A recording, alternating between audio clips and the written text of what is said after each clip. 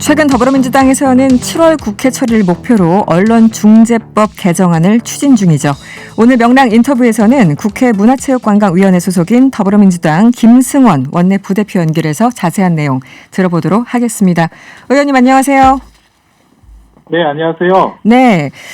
먼저 지난 8월이었죠. 이 문화체육관광부에서 한국 ABC 협회를 정부 광고 집행과 언론 보조금 기준에서 제외하기로 결정했습니다.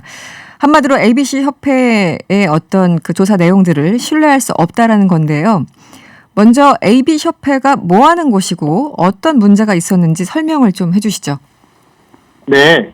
ABC 협회는 그 신문사가 스스로 보고한 그 발행 부수, 그다음에 유가 부수 등을 이게 진짜 맞는지 객관적으로 확인, 조사해서 그것이 이렇다라고 이렇게 공개하는 그런 일을 하는 기관입니다. 네네. 예, 우리나라는 1989년도에 설립이 되어서 예전에 이제 문광부가 정부 광고비, 홍보비를 임의로 집행했다면 ABC 협회를 통해서 그 공개된 부수를 기준으로 광고비를 갖다가 배분한 것인데요. 네. 네, 그것이 최근에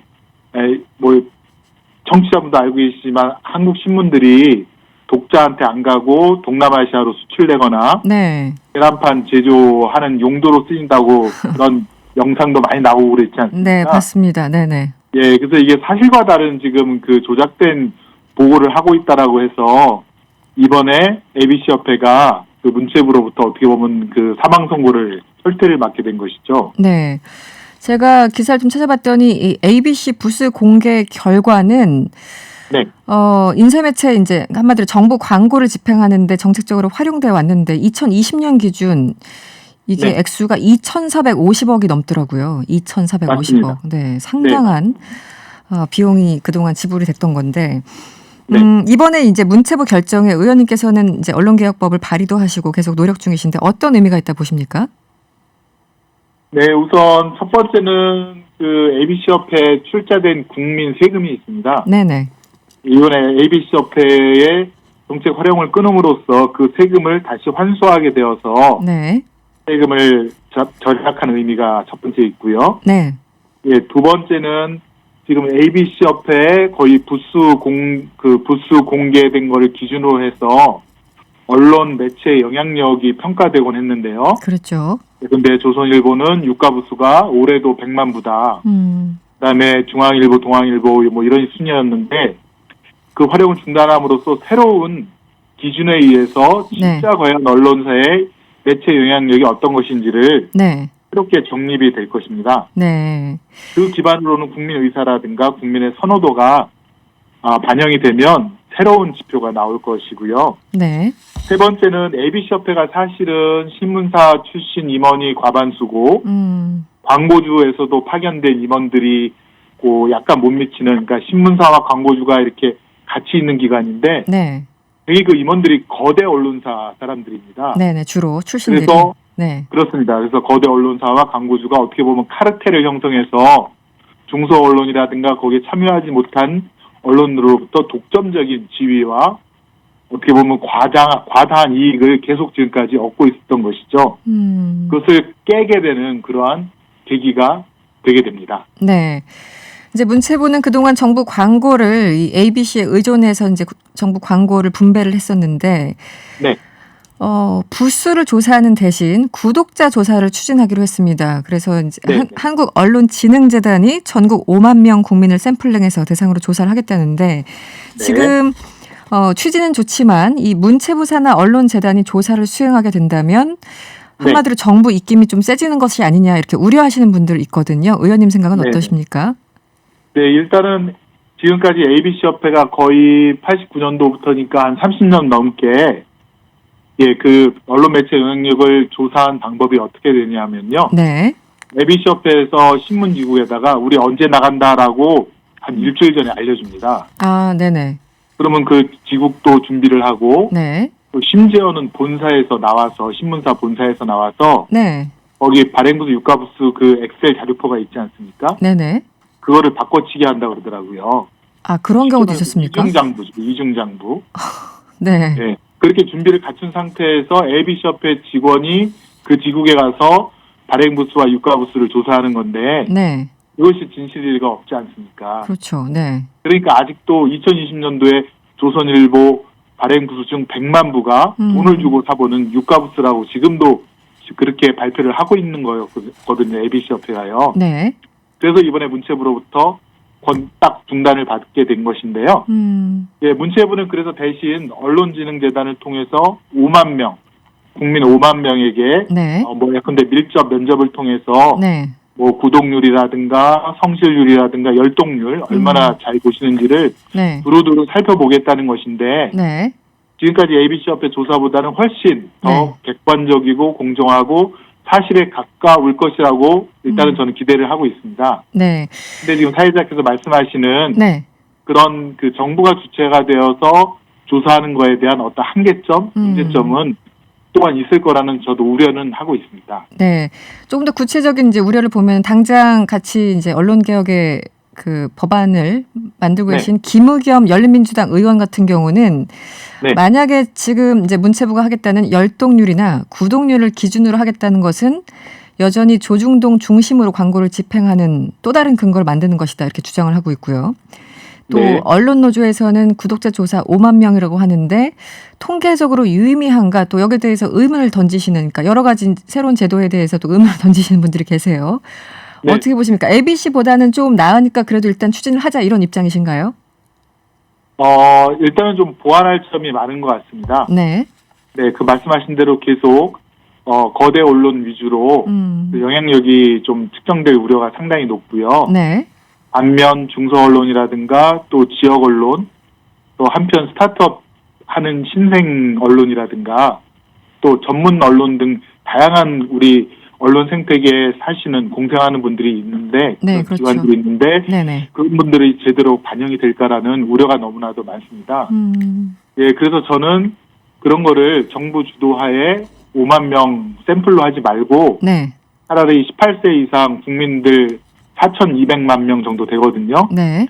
그분들에게 10,000원씩 2만 원씩 바우처를 드려서 네네. 그분들이 직접 그 10,000원, 2만 원의 바우처를 근데 10번에 나누어서 골고루 예, 언론사에도 드리고 또 지역 언론에도 드리고 네. 전문 지역에도 드리는 그런 프로그램을 마련해서 네. 바우처를 통해서 4,200만 명의 국민들께서 직접 한번 판단을 하시고 이렇게 하시는 게 더 훨씬 낫지 않을까 그런 생각에 이제 관련된 미디어 바우처법을 네. 발의하기도 했습니다. 제가 마침 그 질문을 드리고 싶었었는데요. 그 의원님께서 미디어 바우처법을 발의를 했고요. 아직은 뭐 상정이 안 됐죠? 네, 곧 이제 상정될 예정인데 이 미디어 바우처법이 뭔지 정확하게 아직 모르시는 분들을 위해서 설명을 좀 부탁드릴게요. 네, 지금 한 해에 정부 광고비라든가 공공기관 홍보비로 1조 800억 정도가 지출된다고 합니다. 네. 예, 그런데 이 정부 공공기관 광고비가 사실은 언론에 대한 어떻게 보면 통제 수단, 유인 수단으로 활용될 수 있을 우려가 큽니다. 네. 그래서 이것을 국민들께 드려서 국민들이 예컨대 10,000원씩 받으시면 4,200억이고요. 그다음에 2만 원씩 받으면 8,400억 정도가 되는 예산이 소요되는데 네네. 이 받은 1만 원, 2만 원의 바우처를 직접 본인이 선호하는 좋은 기사라고 판단되는 곳에 네. 한 1년에 10번씩 네. 이렇게 분배해서 바우처를 지급함으로써 그 바우처대로 언론이 운영비로 사용하거나 취재비로 사용하거나 네. 혹은 정부 광고비가 그 바우처 많이 받은 곳에 집행이 되도록 하는 그런 시스템을 만들어 보자는 생각에서 미디어 바우처법을 발의하게 되었습니다. 그러면은 그 일반 국민들이 그렇게 바우처 한마디로 이제 내가 좋다고 생각하는 혹은 내가 네네. 구독하고 있는 그 언론사에 이게 포인트를 주듯이 한다라는 그런 개념인 거잖아요.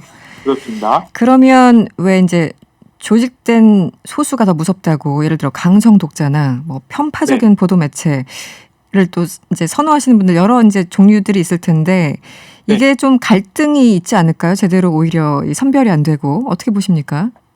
네. 저희가 국민들께 드리는 바우처에는 마이너스 바우처도 있는데요. 네.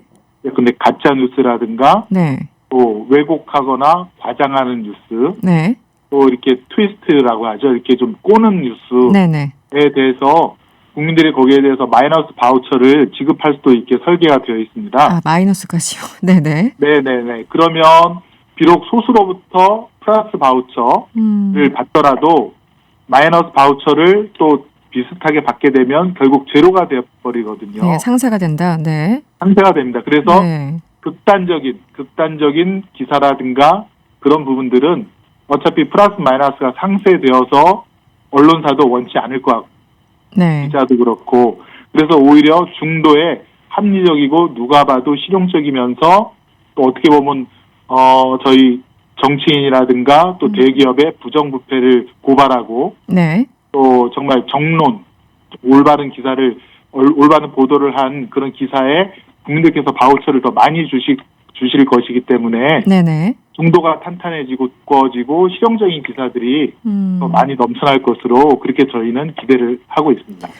그러니까 구독자 조사를 전국 5만 명을 대상으로 하는 것보다는 오히려 미디어 바우처법을 활용해서 네. 하는 게 훨씬 더 조금 공정하게 답을 얻을 수 있다 이렇게 보시는 입장이시군요. 네, 18세 이상 4,200만 분의 국민들께서 네. 정말 그 바우처를 통해서 기사도 꼼꼼하게 읽으시고 네네. 네네. 그래서 판단을 하셔갖고 네. 또 안 그래도 여론조사를 했는데요. 네. 네, 국민들께 어떤 기사의 바우처를 주시겠습니까라고 물어봤더니요. 네. 첫 번째가 이제 가짜 뉴스를 바로잡는 기사, 네.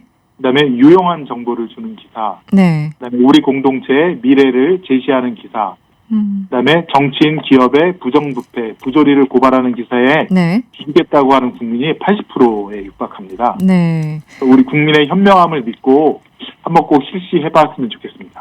알겠습니다. 마지막 질문 좀 드릴게요. 네. 오늘 그 문체위에서 언론중재법 개정안 3건이 추가로 상정됐죠? 네네. 네.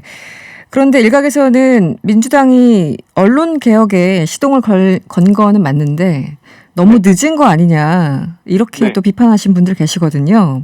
네네. 지금 국회에서 논의 과정 혹은 목표치는 언제입니까? 7월 국회에서 뭔가 처리가 될까요?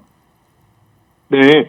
저희가 지금 이제 첫 번째는 방송법이라고 해서요. 네. 공영방송의 지배구조를 국민들께 돌려드리는 네. 그런 방송법과 그다음에 신문법이라고 해서 그 편집권을 독립하고 그다음에 포털이 임의대로 기사를 대열할 수 없도록 하는 신문법이 또 있고요. 네. 세 번째로 언론중재법이라고 해서 가짜 뉴스로 인해서 피해를 입은 국민이 그 피해 회복을 신속하고 완전하게 할 수 있는 그 세 가지 법안이 주로 저희 언론 개혁의 3대 법안이라고 할 수 있는데요. 네. 사실은 저희가 국회 작년 6월 달 임기가 시작되면서 발의를 계속 해왔었습니다. 네. 이제 심도 있게 논의가 많이 이루어졌고, 네. 이제 그 결론을 내릴 때인데요. 저희가 7월 국회, 8월 국회까지 계속 야당과 함께 협의하면서 네네. 그 안에 이 세 가지 법을 통과시키도록 최대한 노력을 다하겠습니다. 알겠습니다. 오늘 인터뷰는 여기까지 듣겠습니다. 고맙습니다. 네, 고맙습니다. 지금까지 더불어민주당 김승원 원내부대표였습니다.